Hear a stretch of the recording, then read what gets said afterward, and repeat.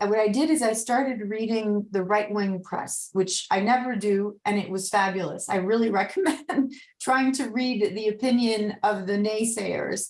Some of it is laughable, but I tried reading multiple sources in Texas, West Virginia, Florida, local papers in Utah, etc.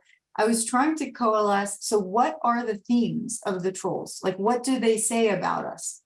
And so I can go through kind of the short list, but the first is that, we're woke capitalists.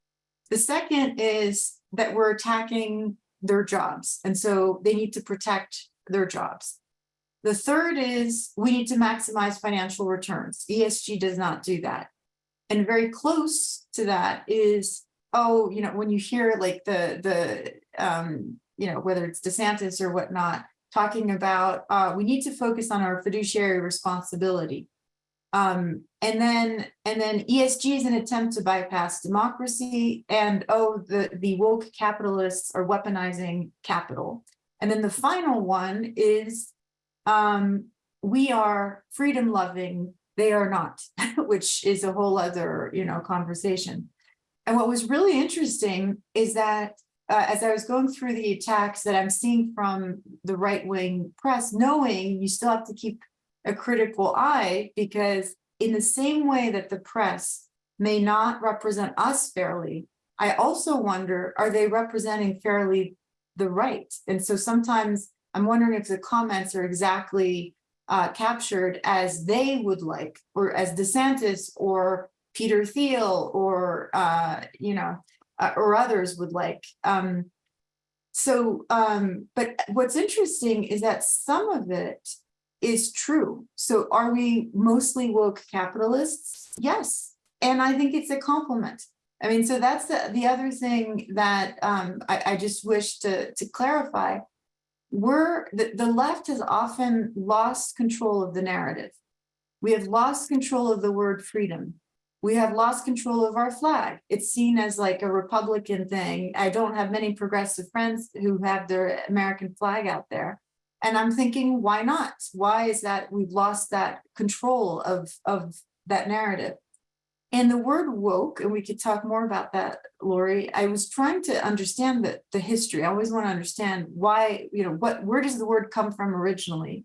And it really means, that we are not racist and that we fight prejudice. And if the word woke means you're anti-prejudice, then I will wear it on my t-shirt and in my byline. And so I think one way to also defend our position is to also turn the narrative, the taxonomy that we've lost control of, and say, yes, and this is what it means. It doesn't mean that we are, what's the term that is often used, snowflake. I mean, that to me, as a French person, I was like, I don't know what they're talking about. but being woke is not being a snowflake or getting participation trophies and whatever. I'm against prejudice. And you know what? I think that's something we should be proud of. But I think it would be phenomenal, to have pieces in the mainstream press saying, yes, I'm woke and I'm proud, and this is why. There are other things around, and this is also, you'll hear more about from USIF in the future, just talking points. They already have given us talking points. There's a website that was developed by USIF in defense of ESG, and I encourage everyone to take a look at it.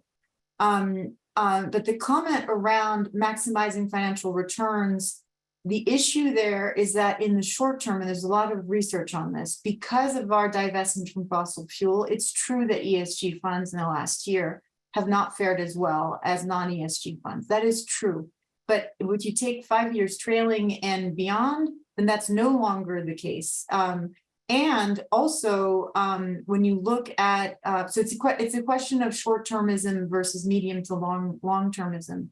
But for me, the most damning defense of ESG and mistake on the part of the trolls, as we call them, is the issue around fiduciary responsibility. I mean, what was amazing is that the states that banned ESG, or banks that provide ESG solutions, whether it's asset managers or full-fledged global banks.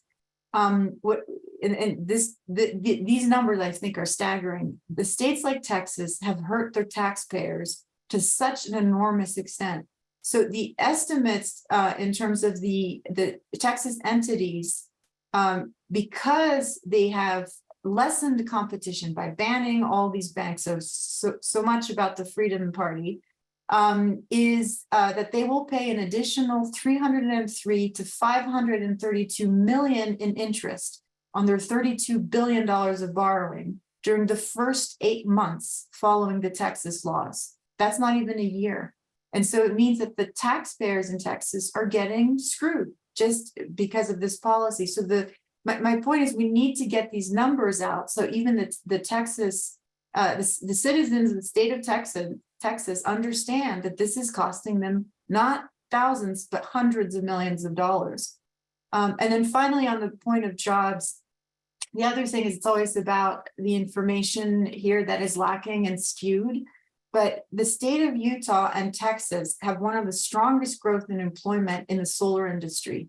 And so the ESG sector and companies that are moving to, I'd say low GHG and to a cleaner economy and to the energy transition are actually creating more jobs than those states that are trying to double down on industries, sectors, and companies that have obsolete technology. So the cognitive dissonance is staggering. And so it's important, I think, to show those numbers when you respond to the press or to your politicians. And then also when we do more in terms of coalition building, that the messaging, we really stick to the facts.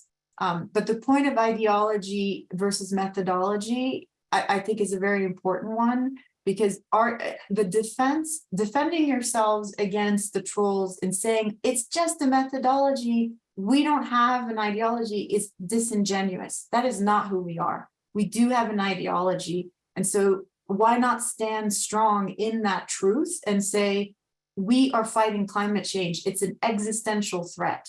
And so that is, and so I'll just stop there. I can go on forever. So I'm woke and I'm proud. That should be the quote.